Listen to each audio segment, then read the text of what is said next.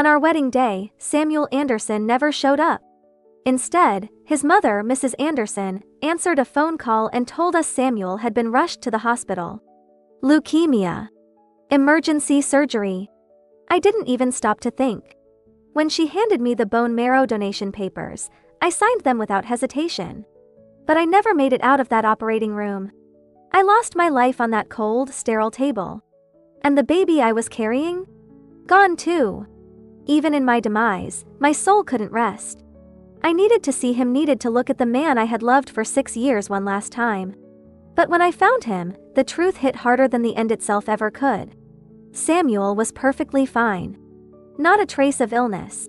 He was lounging in our bedroom, holding another woman, his so-called true love, Eleanor, in his arms. It worked out perfectly. He said with a smirk, his voice calm and casual. Selling her off gave us just enough cash to keep the company afloat. And now, Eleanor purred, curling up closer to him. We can finally be together. Just like you promised. It was all a lie. The illness, the surgery, it was nothing but a twisted scheme. He had used me, drained me, and discarded me, all for her. My love, my life, my trust, everything I had given him was nothing more than a means to an end. But then, I opened my eyes. It was the morning of our wedding. This time, I wasn't going to let him get away with it. This time, I'd destroy him so thoroughly that he'd never recover. Chapter 1. Back at the wedding. I was standing at the wedding venue again, but this time, there wasn't even a trace of the excitement I'd felt in my last life. All I had now was an overwhelming sense of hatred. I knew exactly where Samuel was, off with his true love. Eleanor, whispering sweet promises to each other while I stood here, waiting to be humiliated. What was supposed to be the happiest day of my life would end in betrayal. By the end of the day, Samuel and his mother would try to take my life. And in my previous life, I had walked right into their trap, blind and trusting. The thought made my chest ache. 6 years of love, loyalty, and sacrifice all reduced to this. The memory of Samuel and Eleanor tangled in each other's arms haunted me like a nightmare I couldn't wake up from. But I didn't have the luxury of dwelling on the past. Time was running out, and I needed a way to break free. Survival was the only way to rewrite this story. This wedding wasn't a celebration. It was a trap. Samuel had no intention of showing up. Last night, I was so restless that I couldn't sleep. By a.m., I had already gotten up, done my makeup, and prepared myself for the day ahead. I had been so caught up in the anticipation of what was to come that I'd barely noticed how lightheaded I felt. Now, standing under the bright lights, the dizziness hit me hard. I staggered slightly and made my way to one of the tables, grabbing a piece of candy to steady myself. Before I could catch my breath, Mrs. Anderson stormed over and shoved me hard. I stumbled, the long dress tangling around my legs, and fell flat onto the ground in front of everyone. "What do you think you're doing?" she snapped, her voice sharp and cutting. "Have we treated you so poorly that you have to steal from the guests?" The room went silent as dozens of eyes turned toward me. Judging. Mocking. Laughing. Mrs. Anderson had never missed an opportunity to humiliate me, especially in front of others. She always claimed it was to keep me humble so I wouldn't bully Samuel after we got married. In my last life, I had swallowed my pride time and time again, convincing myself it wasn't worth making a scene. After all, she was my future mother-in-law, and I didn't want to put Samuel in an awkward position. But my patience had only encouraged her cruelty. And Samuel? He had never once defended me. Not a single word. What made it worse was that everything about this wedding, the decorations, the favors, the arrangements, had been handled by me. Every penny spent came from my pocket. The Anderson family hadn't contributed a thing. And yet, here I was, being treated like a thief for eating my own candy. I clenched my fists and took a deep breath. If I was going to start taking my life back, I wasn't going to let anyone push me around anymore. Not even for a second. Slowly, I got up, brushed myself off, and walked to the center of the room. "Everyone, listen up," I said, my voice calm but clear. This wedding is cancelled. There won't be a marriage." The room erupted into chaos. Gasps, whispers, and murmurs of disbelief filled the air. I could feel their stares boring into me, their confusion palpable. After all, Samuel and I were the perfect couple, or so they thought. We'd been together since university, the golden pair everyone envied. But they didn't know the truth. That perfection had been held together by my endless sacrifices and my constant effort to make things work. And the reality was I was always the one left behind, the one who gave and gave, only to be discarded in the end. Mrs. Anderson's face twisted into an awkward smile as she tried to regain control of the situation. "Felicia," she said, her voice dripping with fake sweetness. "Let's not blow things out of proportion. Samuel has been so busy with the company lately. Isn't it understandable if he's running a little late? Can't you show him some understanding?" She tilted her head, her tone turning condescending. "And really, all I did was scold you a little. Was that enough to throw a tantrum?" It was true that Samuel's company had been struggling lately. What Mrs. Anderson didn't know was that I was the company's largest shareholder. My original plan had been to reveal my identity as the Clark family heiress at the wedding.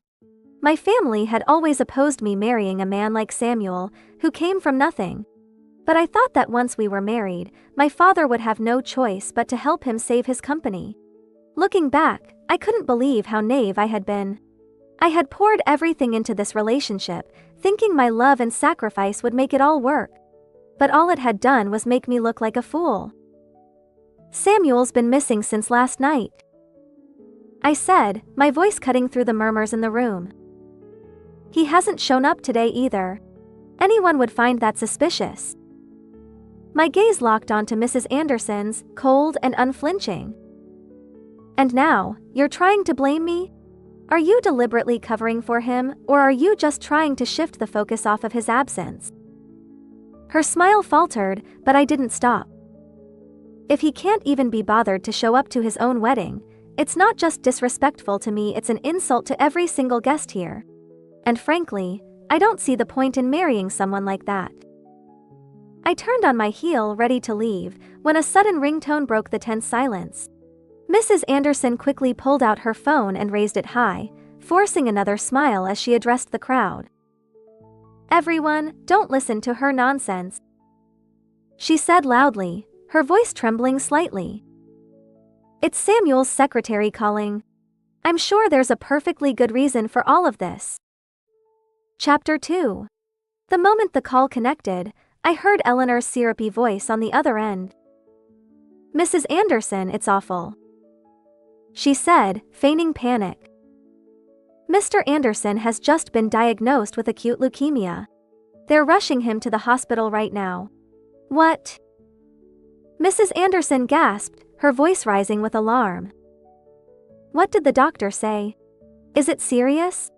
"They said the only option now is a bone marrow transplant," Eleanor replied, her tone dripping with fake concern.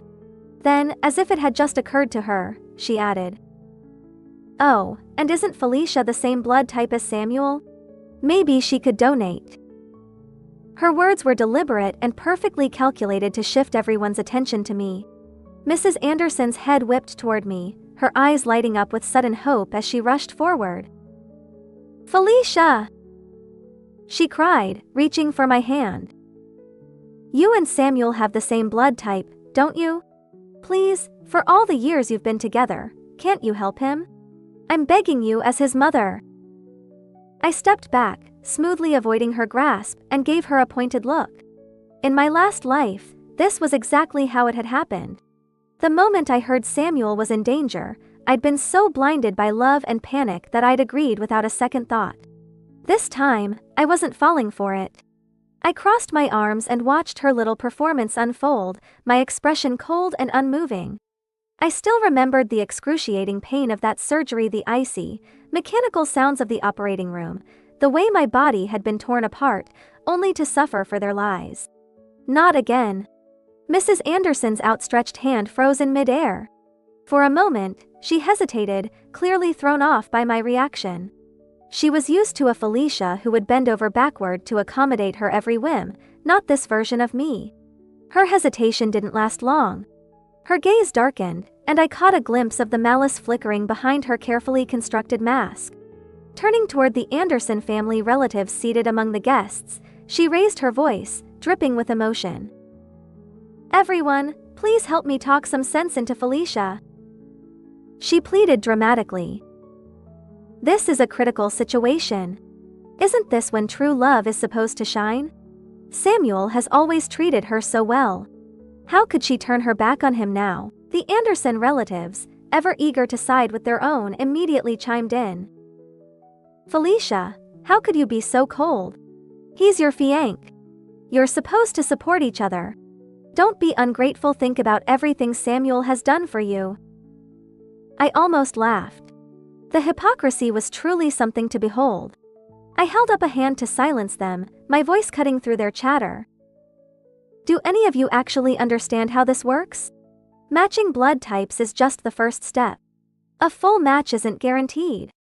And besides, aren't direct relatives far more likely to be compatible?" The room fell quiet. For once, they seemed caught off guard. Thankfully, some of my friends had started to catch on. One of them stepped forward, her voice sharp and clear. "She's right. Why are you all ganging up on her? There are plenty of other possible matches, you can't just force her into this." Mrs. Anderson's face tightened as her plan began to unravel. But she wasn't giving up that easily. Her eyes darted around the room, and in the next second, she let out a loud, theatrical sob. "You're all bullying me," she wailed, her voice cracking with anguish. "I'm just an old woman who doesn't know anything about these complicated medical procedures. The doctor said she's a match, how can you all stand here and argue with me?" She clutched her chest dramatically, tears streaming down her face. "Oh, God! I only have one son. And now the heavens have cursed me with a daughter-in-law who's so heartless, so cruel. How can she just stand there and refuse to save him?" Her performance was so over the top that I almost wanted to applaud. But I wasn't going to let her get the upper hand. Pulling out my phone, I quickly dialed my private doctor. "Hello, Dr. Mills," I said, my voice calm and steady as I hit the speaker button. Holding up the MC's microphone, I turned to face the crowd. "Could you explain to everyone here how bone marrow matching actually works?" Dr. Mills' voice came through the speakers, professional and matter-of-fact.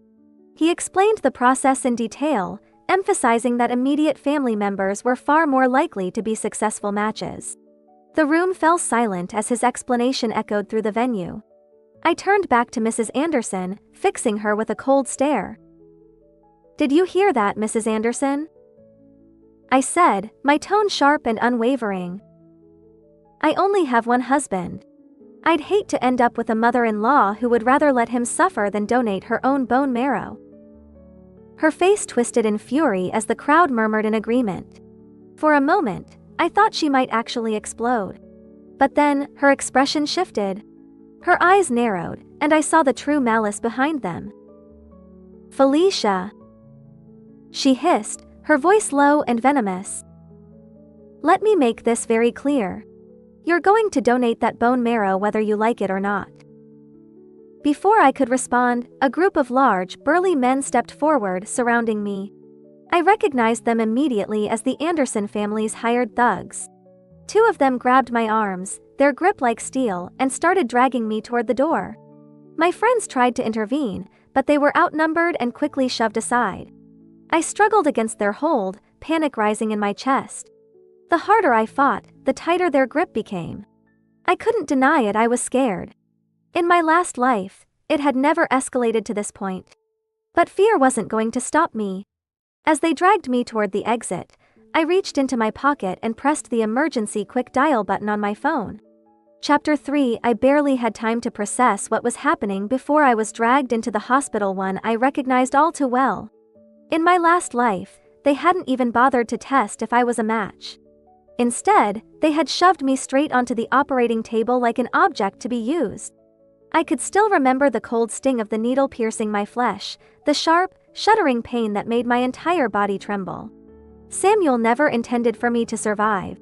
He'd taken everything from me, my health, my dignity, my life, and left me with nothing. The thought made my stomach churn. And the cruel irony? This hospital had been part of a company acquisition I'd spearheaded, meant to improve healthcare benefits for our employees. Yet here it was, being used by Samuel to play God with my life. With a rough shove, the goons dragged me into the operating room and threw me down onto the cold, steel table. Pain shot up my spine as I hit the surface, but I bit down hard, refusing to cry out. I couldn't give up here. Not yet. I hadn't even started my revenge. Mrs. Anderson's voice cut through the sterile silence, sharp and mocking. You really thought you could humiliate me in front of everyone and get away with it? You're braver than I gave you credit for. She waved a hand at the doctor, her lips curling into a sneer. Tie her down. The doctor hesitated, his hands trembling as he glanced between me and the angry woman before him. Don't even think about touching me. I snapped, my voice ringing with authority. I am the heiress of the Clark Corporation. Lay a finger on me, and I'll make sure you all live to regret it. The room went still. For a brief moment, the doctor froze, his face going pale. Mrs. Anderson, however, burst into laughter, the sound cold and cruel. You? She sneered, looking me up and down with disdain. The Clark heiress? What a joke. Take a good look at yourself. You think anyone would believe that nonsense? But the doctor wasn't so quick to dismiss me. He hesitated, glancing nervously at Mrs. Anderson. Is it true? He asked, his voice barely above a whisper. Her last name is Clark, after all. The other staff exchanged uneasy glances, their fear palpable. Everyone in this city knew the Clark family's reputation. Crossing them meant trouble, serious trouble. Mrs. Anderson's composure slipped for a moment, but her rage quickly returned. She kicked the doctor hard in the shin, grabbing the syringe from his hand. Idiots! She snapped, her voice rising.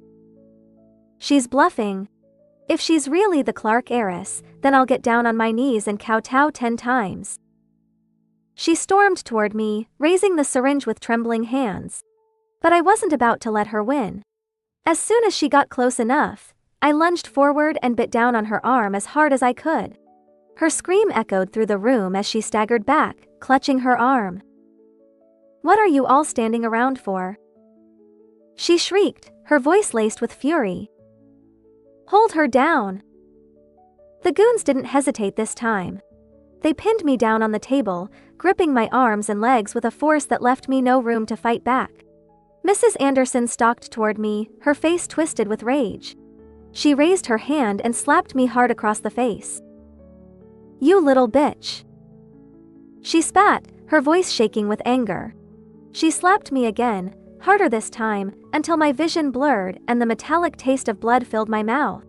But I refused to look away. I lifted my head, meeting her gaze with cold, unwavering defiance. I warned you. I said, my voice steady despite the pain. You'll regret this. Her lips curled into a cruel smile. Regret? She said, her voice dripping with venom. Look at you.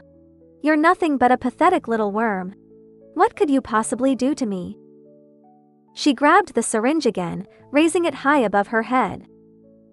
Let's end this, shall we? She said, her voice cold and triumphant.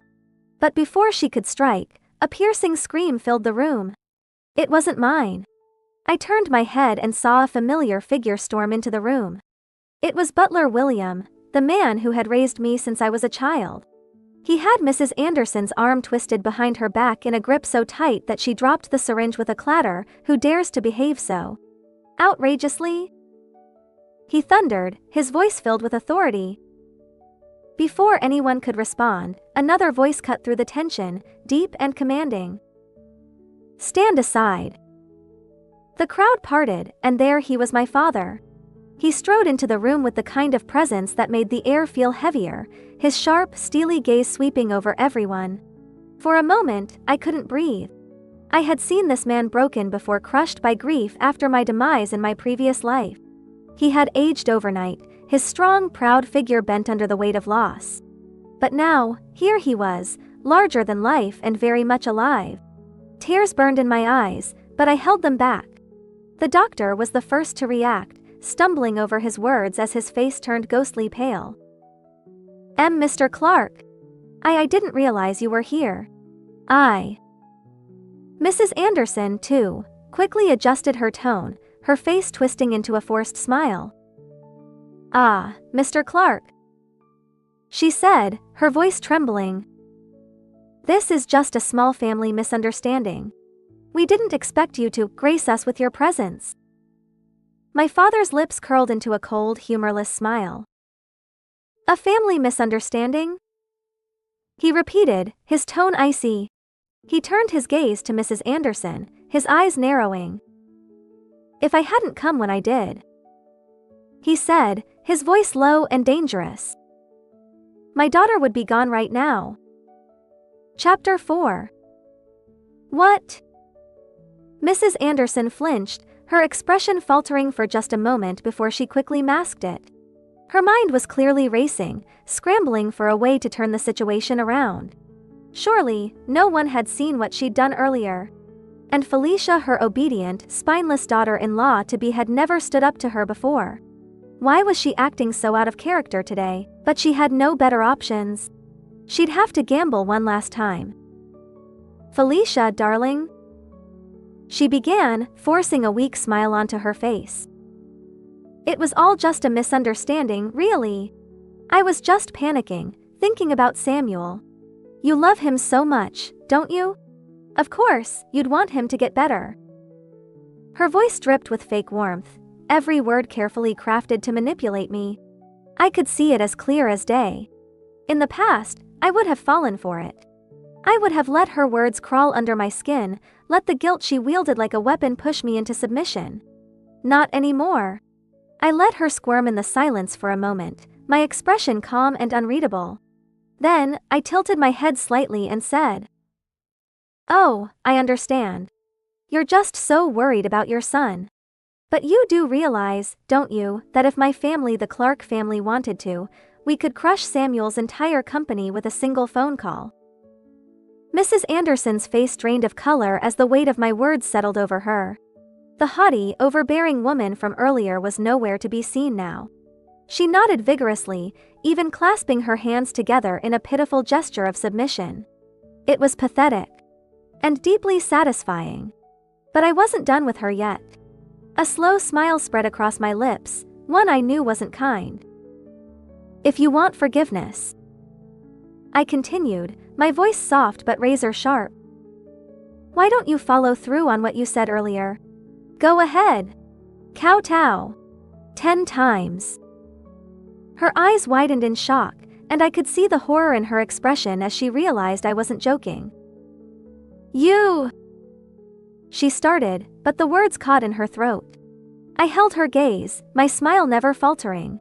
She must have seen something in my expression, something dark and unrelenting, because she seemed to shrink back, her bravado crumbling.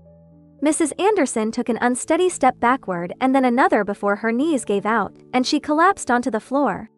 I could see the battle raging inside her, humiliation, rage, and desperation all tangled together. In the end, desperation won. She lowered her head to the ground, her movements stiff and jerky. 1, 2, 3. Her forehead hit the floor with a dull thud each time, the sound echoing in the quiet room. By the 8th kowtow, a faint trace of blood had appeared on her skin, smearing against the cold, hard floor. When she finally dared to lift her head, her face was pale, her voice trembling. "Felicia, please." "Clark." I interrupted, my tone icy. "Miss Clark." Her lips quivered, but she forced herself to correct herself. "Miss Clark, can I stop now? I'm so sorry." I tilted my head as if considering her words and then let my smile widen, slow, deliberate, cruel. "No." Her head shot up, her expression stunned. "What?" she gasped, her voice barely audible. I said no. I won't forgive you. Her shock quickly turned to panic. I could see her mind scrambling for a way out, her eyes darting around the room. She reached for her phone, desperate to call for help. But I was already 2 steps ahead. I glanced at her, who stepped forward and kicked the phone out of her hand without so much as a word. Take her phone, I said, my voice calm but firm. And while you're at it, make sure she gets tested for compatibility. She's not leaving this hospital until I say so. Mrs. Anderson tried to protest, but it was no use. 2 guards grabbed her, one of them clamping a hand over her mouth as they dragged her out of the room. I didn't bother to watch her go. Let her stew in her humiliation for a while. I was in no rush. Samuel and his family had taken everything from me in my last life, and I intended to repay them slowly, piece by agonizing piece. The room emptied quickly after that, leaving only me and my father. For a moment, neither of us spoke. I took a deep breath, steadying myself before meeting his gaze. I don't want to marry Samuel, I said, my voice steady and resolute. My father studied me for a moment, his sharp eyes softening slightly. He sighed quietly and then stepped closer and placed a hand on my shoulder. All right, he said simply. Let's go home.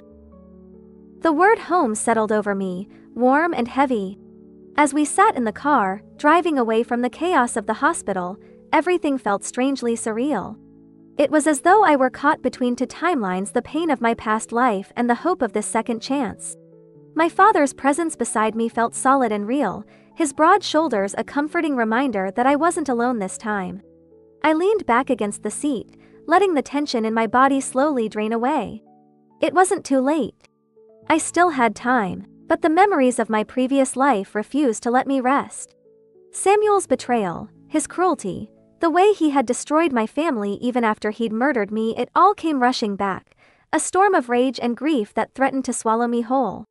I clenched my fists, my nails digging into my palms. This time, I wouldn't let any of them get away with it. This time, I'd protect the people I loved. Chapter 5. When I finally stepped back into the comfort of my family home, the weight of the day's events seemed to lift just slightly. Sitting in the living room, I told my parents everything that had happened. My mother gripped my hands tightly, tears streaming down her face.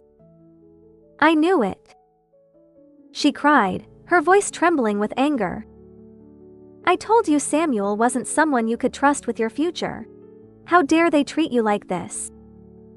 My father, his expression grim, slammed his hand against the table. I'll make sure every company blacklists him. Nobody crosses the Clark family and gets away with it, especially not my daughter. Their fierce protectiveness warmed my heart, but I quickly shook my head, stopping them before they could take action. Mom, Dad, I said gently. I know you're upset for me, and I can't tell you how much it means to me. But, please let me handle this. I promise I won't let him off easily, but I need to do this on my own terms. I won't make the same mistakes again. Just trust me. It took a lot of convincing before they reluctantly backed down. They didn't know the full extent of what I'd been through, not the betrayal, not the heartbreak, not the horrors of my previous life. All they wanted was for me to stay far away from Samuel and his toxic family. Looking at them now, so young and full of life, I silently made a promise to myself. This time, they wouldn't have to worry about me. After dinner, I retreated to my bedroom. In my last life, I had spent so much time running around for Samuel, fighting his battles, fixing his problems, that I couldn't even remember the last time I'd come home. Now, lying on my bed, the soft mattress cradling me in a way that felt almost foreign, I couldn't stop the tears from coming. I'd spent 6 years of my life with Samuel. 6 years of believing in him, trusting him, loving him, and for what? To find out the man I thought I knew was nothing more than a monster. Deep down, I'd always had my suspicions about him and Eleanor. The signs were there, but I ignored them. Every time a doubt crept in, I pushed it aside, letting my love for him blind me to the truth. But betrayal alone wasn't enough for him. He didn't just break my heart, he tried to take my life. I wiped my face and took a deep breath, forcing myself to push the emotions aside. There was no time for self-pity. I needed to think clearly. I stayed awake the entire night, piecing together every step of my plan. By the time the sun rose, I was exhausted, but my resolve had never been stronger. The next morning, I dragged myself downstairs to breakfast, dark circles under my eyes. Growing up, I'd always been the type to sleep in whenever I was home, so when my parents saw me up so early, they couldn't hide their surprise. I walked over to my mom and wrapped my arms around her, resting my head on her shoulder like a little girl. "I just wanted to spend more time with you," I said softly, a hint of playfulness in my voice. We spent the morning together, enjoying the quiet comfort of family. It was a rare, peaceful moment, and I savored every second of it. But peace was a luxury I couldn't afford for long. By mid-morning, I had changed and was ready to leave. William dropped me off at the apartment Samuel and I once called our marital home.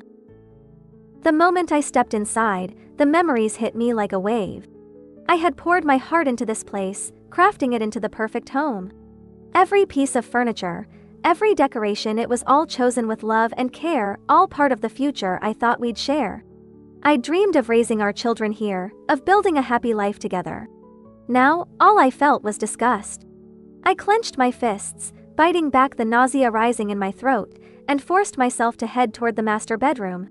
My body felt heavier with every step, but I kept moving. If my past life had played out the same way this time around, then yesterday would have been the day I perished in the hospital. And while I had bled out on that cold operating table, Samuel and Eleanor had been here, celebrating their freedom in the bed I had once lovingly made. I pushed open the door. The stench hit me immediately, a sickening mix of sweat and cheap perfume. The sheets were tangled in a mess, stained and disheveled. Paper scraps and other trash littered the floor, and the quilt my mother had painstakingly hand-stitched lay crumpled in a corner like garbage. I stared at the quilt for a long moment, my heart twisting. My mother had spent nights sewing it by hand, pouring her love into every thread. Now, it lay abandoned on the floor, a perfect metaphor for the marriage I had once foolishly believed in. I took a deep breath, swallowing the anger that threatened to boil over. Destroying this place would be satisfying, but it wouldn't get me what I needed. I had to stay focused. Pulling out the small cameras I'd brought with me, I carefully set them up around the room. Every angle was covered, and every corner was accounted for. If Samuel and Eleanor thought they could continue their little game, they were in for a rude awakening. Once I was done, I stepped back to inspect my work. Perfect. Suppressing my emotions, I made my way to the living room and sank into the couch. Crossing my legs, I leaned back and waited. It didn't take long. Soon, I heard the sound of laughter and playful teasing outside the door. Their voices grew louder, and then came the unmistakable sound of a key turning in the lock. Eleanor's voice rang out, bright and bubbly, as though she were some blissful newlywed. If I didn't know better, I might have believed they truly were in love. The door creaked open, and Samuel stepped inside, his arm draped casually around Eleanor's shoulders. The moment his eyes landed on me, he froze. I smiled at him from the couch, calm and composed, as though I had been waiting for him all along. His face turned ashen, and for a split second, I thought he might actually bolt back out the door. Chapter 6. I could see the panic in Samuel's eyes. He was terrified, and I knew exactly why. By his calculations, I wasn't supposed to be here. I didn't give him time to regain his composure. Standing up with a smile, I spoke first, my voice light and full of concern. "Samuel? You're back already? I've been so worried about you." My calm tone seemed to throw him off. He hesitated and then carefully asked, "Felicia, why are you here?" I raised an eyebrow and tilted my head as if confused. "What kind of question is that? This is my home too, isn't it? But what about you? Why aren't you still at the hospital? I was so scared something might happen to you." His guilty expression deepened, and his words came out in a stammer. "All right. The doctor said, it's still early, so I didn't have to stay in the hospital. That's why I came back home." "Liar." His voice faltered with every word, his eyes darting nervously like a cornered animal. "And your mom? I asked casually, tilting the conversation in another direction. His reaction was immediate. My mom? He repeated stiffly. You haven't seen her? I could almost hear the gears turning in his head. It was a calculated question. Mrs. Anderson should have been handling everything yesterday to ensure I never made it out of the hospital. Feigning innocence, I gave him a puzzled look. No, I haven't. I went to the hospital yesterday to try to save you, but the doctor said we weren't a match. After that, your mom talked to the doctor and left with him. I haven't heard from her since. That's strange. Samuel muttered, frowning. Of course, it was. They had everything planned out whether I was a match or not. I was never supposed to leave the hospital alive. I sighed, pretending to be hurt. What do you mean by that? Are you saying you don't believe me? After everything I did for you yesterday? He snapped out of his thoughts immediately, shaking his head in panic. No, of course not. I would never doubt you. I know you're the best wife anyone could ask for. Despite his words, his eyes kept flickering toward the master bedroom. Subtle, but not subtle enough. I raised an eyebrow, giving him a teasing smile. What's wrong? Is someone hiding in there?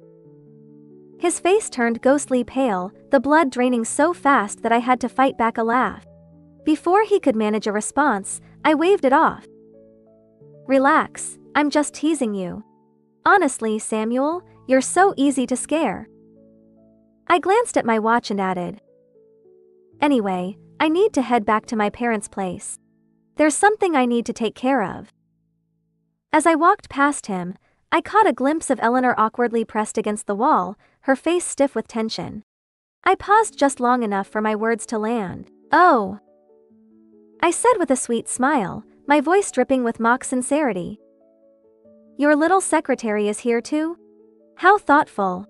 Be sure to take good care of Mr. Anderson tonight, won't you? I didn't wait for a response. Without another glance, I turned and walked out the door. Back at home, I stretched out on my bed, a satisfied smirk playing on my lips. How long had it been since I'd felt this free? No more bending over backward for Samuel, no more spinning in circles to please him. This peace, this quiet, it felt foreign, but I welcomed it with open arms. I let my thoughts drift toward tomorrow. Maybe I'd spend the day shopping. A little retail therapy sounded like exactly what I needed. Before I could entertain the idea any further, a soft ding from my laptop snapped me back to reality. I sat up, my pulse quickening. The surveillance software I had installed had picked up activity. Sliding into my chair, I opened the feed.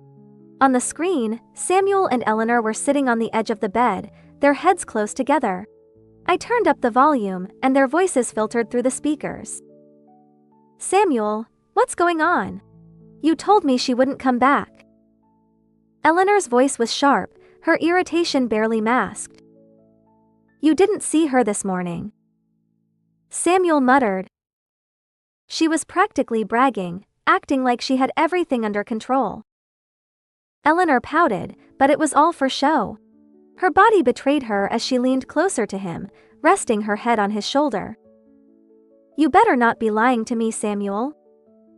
His frustration was evident as he frowned. I'm not lying. I don't know what went wrong. Hold on, I'll call and find out. Hearing the name made my stomach twist.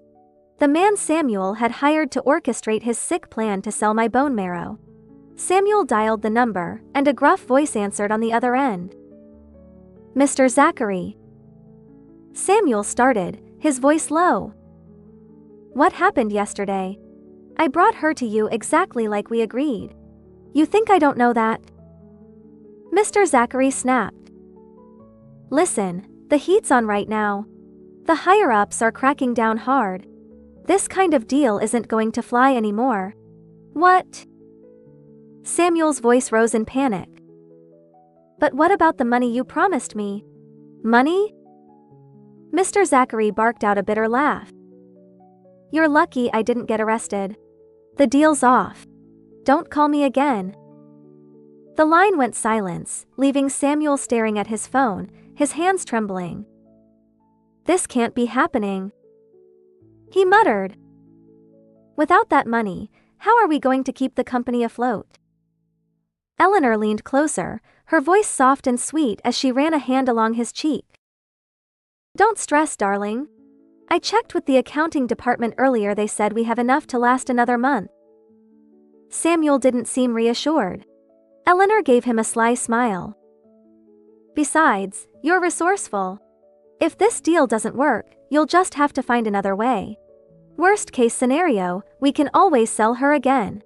She's not going anywhere, is she? Even though I'd already known about their plans, hearing it with my own ears was like being stabbed in the chest. I sat there frozen, as tears slid down my face. I had thought my heart was numb by now, hardened beyond feeling, but some wounds, it seemed, still cut to deep. Taking a deep breath, I forced myself to focus. I clicked the save button, locking the recording away as evidence. Originally, I hadn't intended to deal with Eleanor. To me, the responsibility for betrayal always fell on the man. If Samuel hadn't chosen her, it would have been someone else, another Eleanor, another pawn. But now, I saw her for what she really was. She wasn't just complicit, she was an active participant, just as eager to see me gone as he was. Fine. If Eleanor liked selling people so much, I'd make sure she got a taste of her own medicine. This debt? She'd pay it with interest. Chapter 7. In the midst of planning my revenge on Samuel and Eleanor, I almost forgot about the company. When Samuel graduated, he couldn't find a job. With his arrogant yet incompetent nature, he couldn't accomplish much. But I pitied him and cared about his pride, so I secretly used my family's connections to get him a job.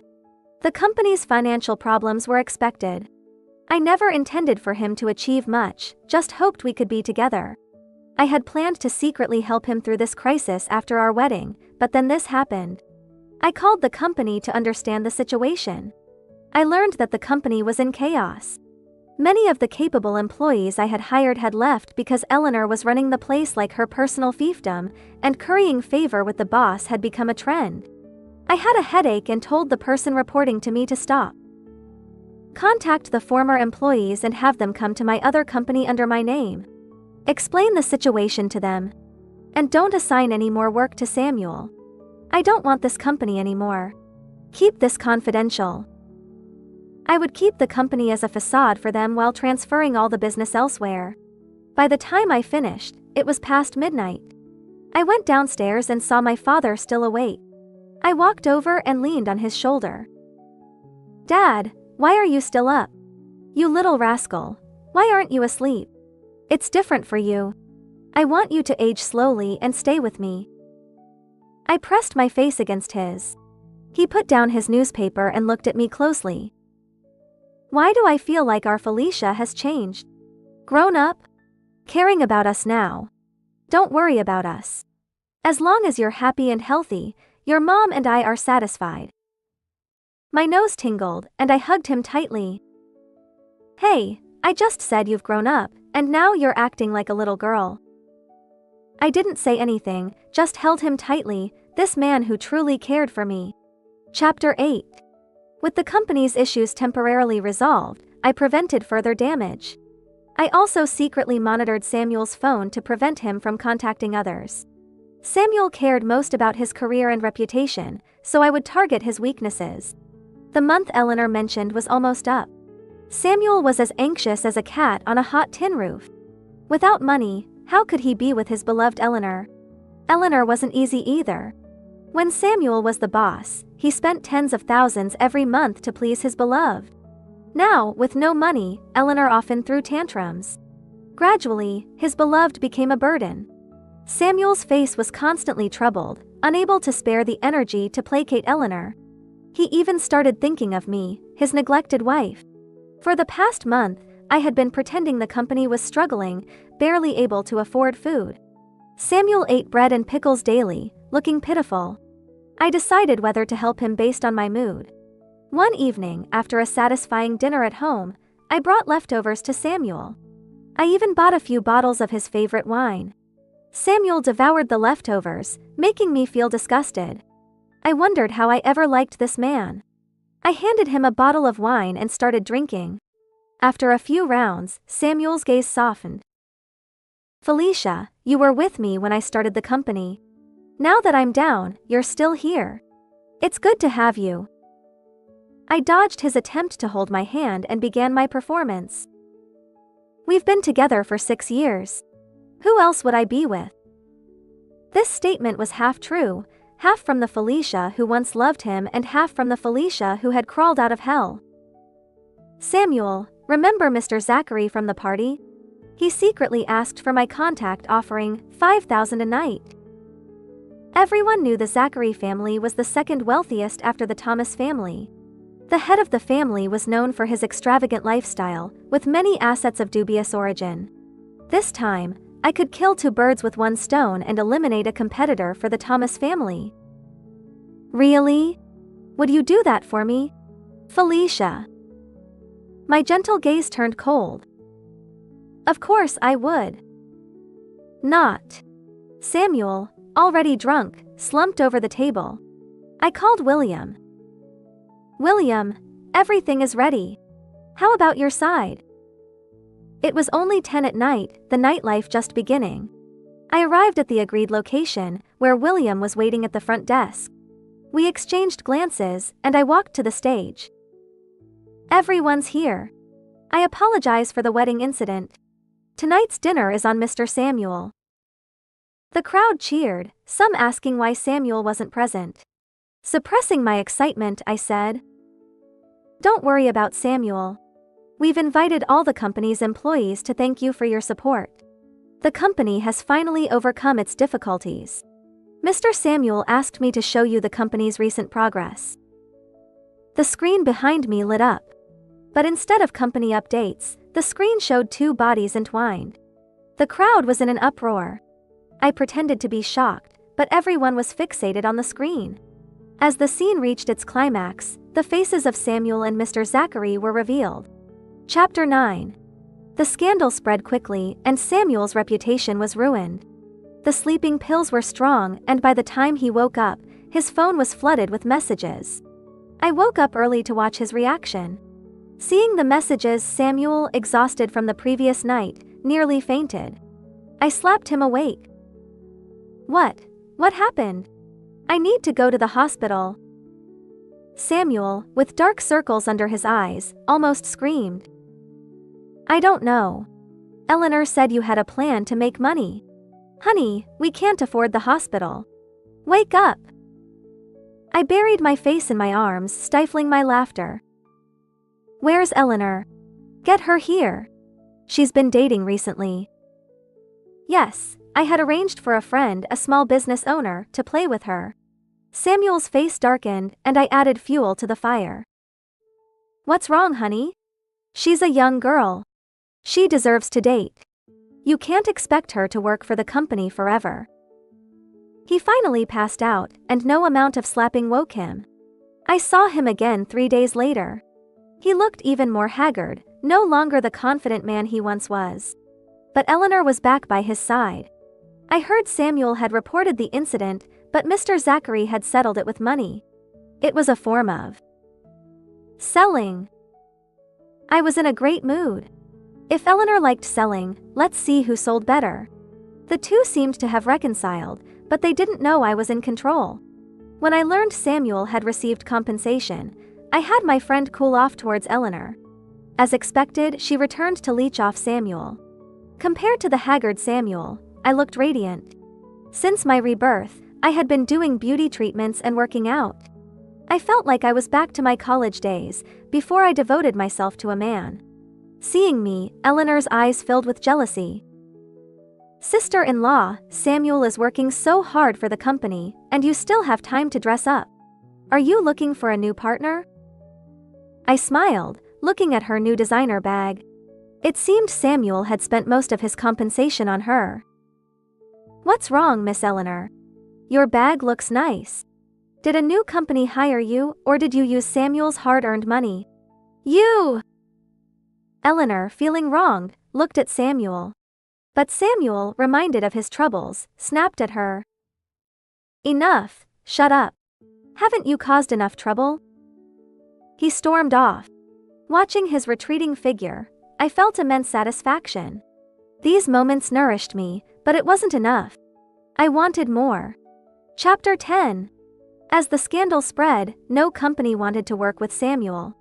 People mocked the once promising entrepreneur. The compensation money was running out, and Eleanor was becoming restless. Without money, even the strongest relationship crumbled. The betrayal and career setbacks were driving Samuel mad. He started drinking heavily and even hitting Eleanor. One day, while pretending to work to support the family, I lay on my soft bed, watching them fight through the surveillance. Samuel slapped Eleanor hard, shouting, "Why did I ever choose you? Felicia knows how to support the family. You just ask for money."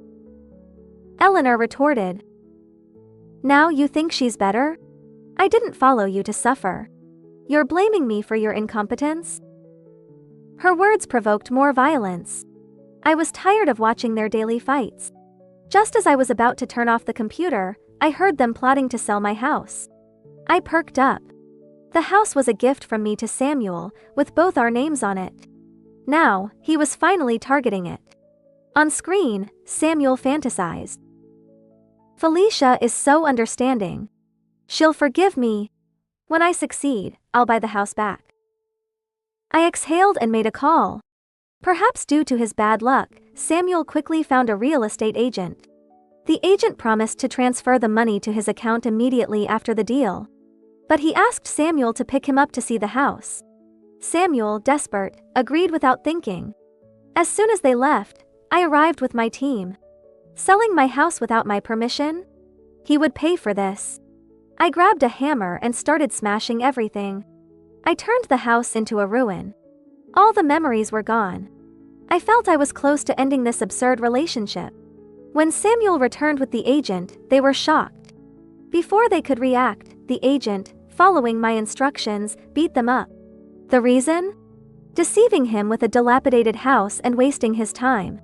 Samuel, though confused, knew he was at fault. Exhausted, he didn't have the strength to call the police. Lying in the ruins, Samuel stared at the ceiling, feverish. Could Felicia have done this? Since she returned from the hospital, everything had changed. Chapter 11. Just when I thought there was nothing left to torment Samuel with, William handed me a test result. I was overjoyed. It was a successful match for my mother's bone marrow. Another plan formed in my mind. I returned to the ruined house, where Samuel was delirious with fever. I gave him fever medicine, and he slowly woke up. Seeing him awake, I cried, "Honey, what happened to our home? Did you offend someone? I spent all our money on your medicine. Felicia, every time I'm down, you're there." Samuel's eyes showed a hint of gratitude. "Honey, are you in the late stages of leukemia?" I covered my mouth to hide my smile. Samuel frowned, unsure how to tell me he had lied. I shook my head in pain and ran out. Outside, I made another call. Lying in bed, Samuel thought of Felicia's heartbreak over his illness. He hadn't expected her to truly love him. After graduating, Samuel, thinking he would never find true love, chose Felicia, who seemed suitable. But his beloved Eleanor had returned last year. He made the mistake many men make, but Felicia remained loyal. Thinking of this, Samuel's eyes seemed to glisten. Soon, Samuel received a call from Mr. Zachary. "Hey, business is back. Need money?" Hope sparked in Samuel's eyes, his fever seeming to subside. "Yes. But can I change the person?" Samuel asked cautiously. Mr. Zachary hadn't expected this, and neither had I. But I signaled him to continue. "Same as before." Mr. Zachary replied, glancing at me.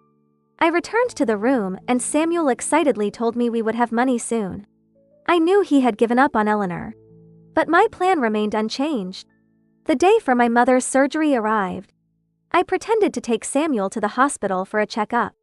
Once there, I revealed the real purpose. "Honey, someone is willing to donate bone marrow for you. Go for the surgery. Don't worry about the money." Samuel was shocked but couldn't resist. The doctors took him in. The surgery went smoothly. My mother was drained of her bone marrow and lay lifeless on the table. As for Samuel, I had the doctor sedate him for 2 hours. When he woke up, I joyfully held his hand. "Honey, you're saved. The doctor said you're fine." Samuel, skeptical, let me lead him to the morgue. "You must thank this kind person. I didn't expect them to step up." Samuel was confused. He had planned to sell Eleanor, but he was fine. How? He kept his doubts to himself. Facing the covered body, a voice in his head urged him to uncover it. Samuel stepped forward and lifted the sheet. He stumbled back, falling to the ground, his mouth opening and closing before he could speak. "Mom? Mom?" My mother had died in my place, leaving Samuel half mad. I sent the last call between Mr. Zachary and Samuel to Eleanor. What she would do to Samuel, I didn't know. But the evidence of their affair would appear in her records every time she applied for a job. Those who hurt me had received their punishment. Now, it was time to move forward.